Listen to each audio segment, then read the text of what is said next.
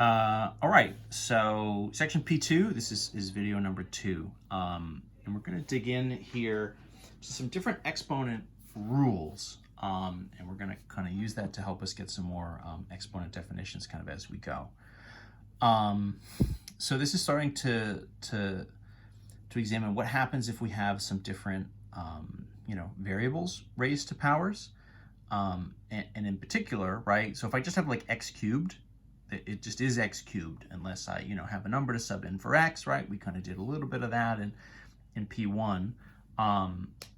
What can happen is a little bit more of a combining like terms type situation. It's not exactly that, but there are ways to kind of simplify and combine where you have the same base variable and different exponents. So we're going to kind of look at like when you can combine and when you can't, and the different rules that sort of go along with it. So the first rule we have is called the product rule. Product means multiply. And so the setup here is you have a to the m times a to the n, right? So m and n are your exponents, and then your a variable is your base, right? So the key here is that you have the same base on both of these terms, a and a, just raised to different powers. And the whole thing is multiplied together.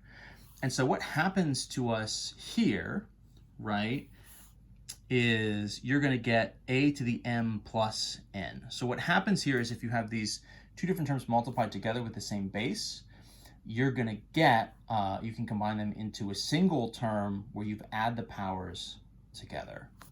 Let me kind of just give you like a quick example to kind of illustrate why this would be true.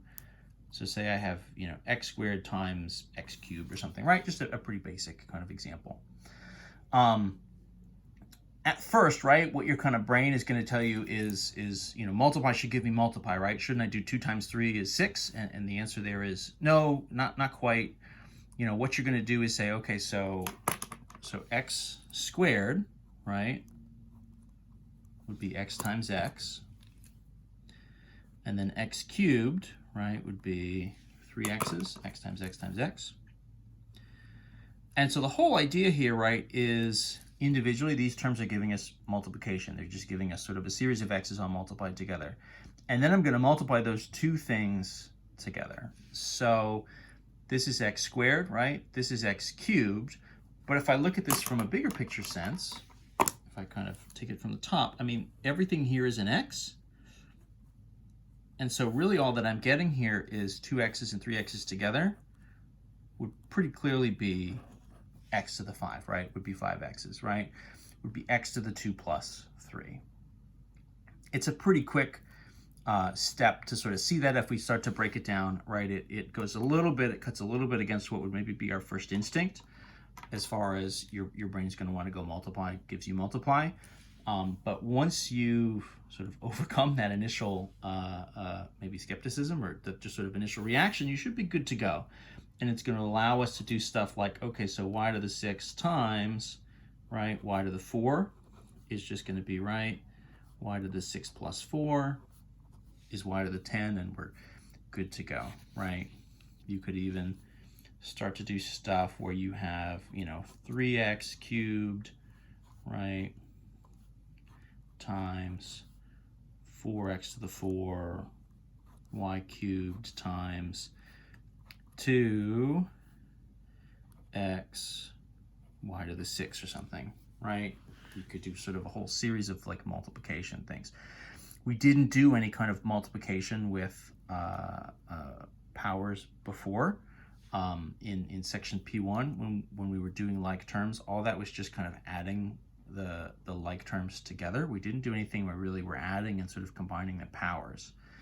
And so all that you're going to do here is say, okay, so this is all multiplication. So this is 3 times 4 times 2, right? That would be what? 12 times 2 is like 24. Times, what are my x's? X cubed, x to the 4, and an x, right? Single x, what's the power there? The sort of invisible exponent, right, on a single x would be x to the 1. So I'm going to write that in there just so that when we sort of add these all up, this would be right. 3 and 4 is 7 plus 1 is 8. So 24 times x to the 8. You don't want to drop that 1 off and only have this go up to 7, right? So this is 3 and 4, and this counts as 1, even if there isn't a 1 in here. You can, again, put it in kind of as a placeholder, but it's not initially going to be written that way, so you just need to be aware of that. And then my y terms in blue, so that's y cubed times y to the 6, right? So 3 and 6, that'll be times y to the 9. So you can essentially go through this and kind of add up your powers, sort of, term by term in some sense. That's the basics of it, right? So that's an important rule. That's a very foundational kind of exponent rule that we're going to use and we're going to need to go any further. I'm going to pause this one here, and we'll look at another rule in the next video.